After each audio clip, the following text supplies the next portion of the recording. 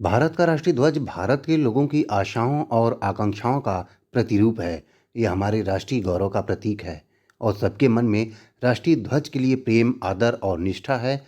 यह भारत के लोगों की भावनाओं और मानस में एक अद्वितीय और विशेष स्थान रखता है।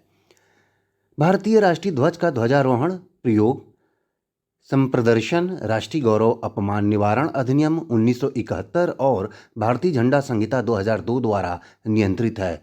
भारत के झंडा संहिता 2002 में निहित कुछ मुख्य दिशा निर्देश जनता की जानकारी के लिए इस प्रकार हैं।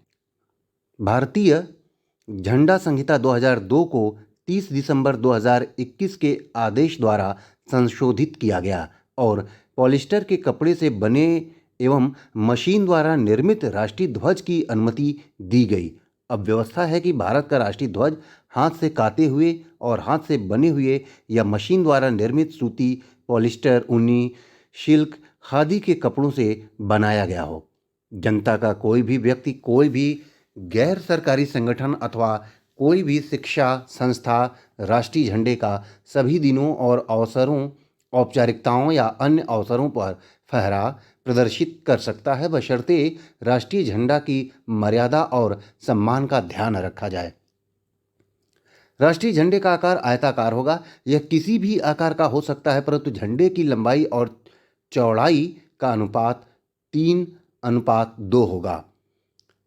जहां झंडे के प्रदर्शन खुले में किया जाता है, वहां यथासंभव मौसम को ध्यान में रखे बिना उसे सूर्योदय से सूर्यास्त तक फहराना चाहिए। जब कभी राष्ट्रीय झंडा फहराया जाए तो उसकी स्थिति सम्मानजनक और पृथक होनी चाहिए। फटा हुआ और मैला कुचला झंडा प्रदर्शित नहीं किया जाए। झंडे को किसी अन्य झंडे अथवा झंडों के साथ एक ही ध्वज दंड में न फहराया जाए।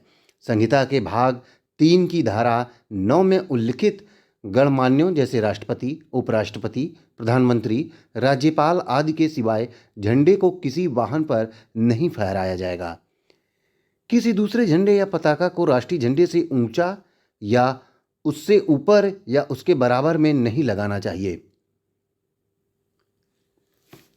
अधिक जानकारी के लिए राष्ट्रीय गौरव अपमान निवारण अधिनियम 1971 और भारतीय झंडा संहिता 2002 गृह मंत्रालय की वेबसाइट www.mha.gov.in पर उपलब्ध है।